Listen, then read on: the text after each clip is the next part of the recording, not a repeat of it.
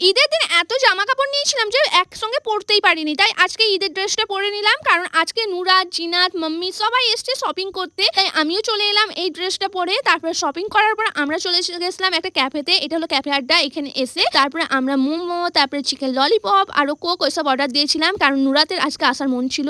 এখানে বর দেখো মোমো খাচ্ছে, এটা হলো আমার মাম্মি, সবাই মাম্মিকে দেখবো বলছে। এটা হলো আমার মাম্মি, এটা হলো আমার দিদি, পাপ্পা আসেনি, পাপ্পার দোকানে ছিল। তারপরে আমি জিনাতকে নিয়ে বসেছিলাম, এই দেখো। তারপরে এই সব কিছু খাওয়া দাওয়া করার পরে চলে এলাম একটা মোবাইলের দোকানে। এখানে আমার দিদি নতুন ফোন নিচ্ছে, কারণ ওর ফোনটা পুরো খারাপ হয়ে গিয়েছে, তাই জন্য নতুন ফোন আজকে এটা নিল।